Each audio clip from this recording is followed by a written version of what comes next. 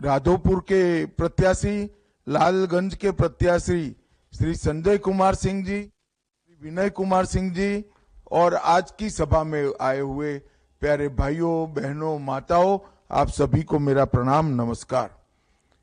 सबसे पहले मैं महुआ में गोविंदपुर सिंगाड़ा नामक शक्तिपीठ जो है वो शक्तिपीठ को प्रणाम करना चाहता हूं। बाबा हरिहरनाथ, बाबा पातालेश्वर, बाबा बटेश्वरनाथ और रामचोरा मंदिर को भी मैं प्रणाम कर कर मेरी बात की शुरुआत करना चाहता हूं। मैं आप सभी को 9 नवंबर से शुरू होने वाले विश्व प्रसिद्ध सोनपुर मेले और कार्तिक पूर्णिमा स्नान की भी बहुत बहुत बधाई देना चाहता हूं।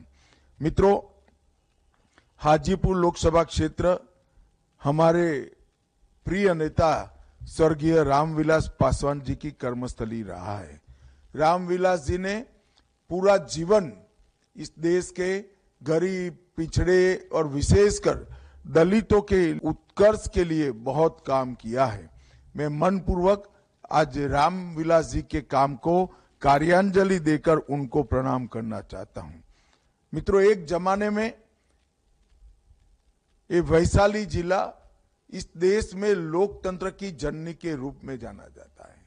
यहीं पर वैशाली में ही सबसे पहली देश की संसद बनी थी, यहीं पर लोकतंत्र की स्थापना हुई थी और वही वैशाली जिले ने लालू जी के शासन में, राबड़ी जी के शासन में एक जंगल राज देखा है।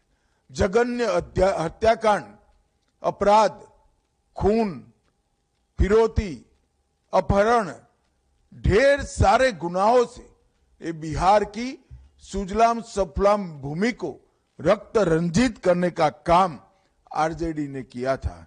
आज मैं देख रहा था आरजेडी के नेता ने एक बयान दिया है कि हम बिहार को नंबर 1 बना देंगे। भाई तेजस्वी जी, आप बिहार को किस चीज में नंबर 1 बनाना चाहते हो? नीतीश जी ने बड़े प्रयास से 20 साल में कानून और व्यवस्था ठीक की है। क्या आप बिहार को फिर से अपराध में नंबर 1 बनाना चाहते हो? हत्या में नंबर 1 बनाना चाहते हो? फिरौती और अपहरण में नंबर 1 बनाना चाहते हो? लूट में नंबर 1 बनाना चाहते हो? आपकी ये इच्छा आपके मन में ही रह जाएगी, क्योंकि फिर से एक बार बिहार की जनता एनडीए को चुनने जा रही है। नीतीश कुमार जी और नरेंद्र मोदी की जोड़ी को चुनने जा रही है। मित्रों, अभी अभी ये पूरे घमंडिया गठबंधन वाले लोग, इंडी अलायंस वाले लोग चुनावी फायदे के लिए बाबा साहब आंबेडकर जी का नाम लेकर वोट बटोरना चाहते हैं। मैं उनको बताना चाहता हूं कि आंबेडकर जी का सबसे बड़ा अपमान अगर किसी ने किया है तो कांग्रेस पार्टी ने किया है। जब तक कांग्रेस शासन में रही, आंबेडकर जी को भारत रत्न नहीं मिला। जब तक कांग्रेस शासन में रही, पूरा प्रयास किया कि आंबेडकर जी की कोई स्मृति संजोई न जाए। नरेंद्र मोदी जी ने 125वीं जयंती पर 14 अप्रैल को राष्ट्रीय समरसता दिवस घोषित किया, 26 नवंबर को संविधान दिवस घोषित किया और 2016 में ग्रामोदय से भारत उदय का अभियान चलाया। इतना ही नहीं, अंबेडकर जी से जुड़े हुए 5 तीर्थ, मऊ में अंबेडकर जी का जन्म स्थान, लंदन में अध्ययन के दौरान ठहरे थे वो स्थान, नागपुर में दीक्षा भूमि, दिल्ली में महापरिनिर्वाण स्थल और मुंबई में चैत्य भूमि, इस सभी तीर्थ स्थानों का निर्माण भाजपा एनडीए के शासन में ही हुआ है। एनडीए ने एक गरीब दलित के बेटे श्री रामनाथ कोविंद जी को भारत का राष्ट्रपति बनाने का काम भी किया है। भाइयों बहनों, मैं आज आपसे कहकर जाता हूं कि मोदी जी ने अयोध्या में एक भव्य राम मंदिर का निर्माण किया है।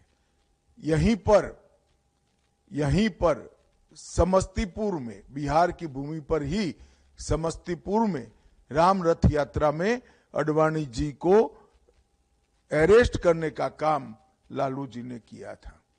इन लोगों ने 550 साल तक, मुगल हो, अंग्रेज हो, कांग्रेसी हो, लालू जी हो, 550 साल तक राम मंदिर को रोका था। मोदी जी ने 2024 जनवरी में राम मंदिर का प्राण प्रतिष्ठा का काम पूरा कर दिया। मगर बिहार सीता माता की जन्मभूमि है। अब हम बिहार में भी सीतामढ़ी में 850 करोड़ रुपए से भव्य सीता मंदिर का निर्माण भी करने वाले हैं। इसका भूमि पूजन हो चुका है और 2 ही साल में मोदी जी के हाथ से इनकी प्राण प्रतिष्ठा का भी काम होगा। मित्रों, मैं वर्चुअल माध्यम से बोल रहा हूं, ज्यादा बात कहना नहीं चाहता, परंतु अंत में मैं आपको पूछना चाहता हूं, क्या बिहार की मतदाता सूची में घुसपैठियों को मत देने का अधिकार होना चाहिए क्या? मैं जानता हूं आप सभी का जवाब है कि नहीं होना चाहिए। कांग्रेस के नेता राहुल गांधी जी ने बिहार में घुसपैठिया बचाओ यात्रा निकाली थी, क्योंकि ये सभी दल हमारे खिलाफ जो चुनाव लड़ रहे हैं उनके लिए घुसपैठिया एक वोट बैंक है।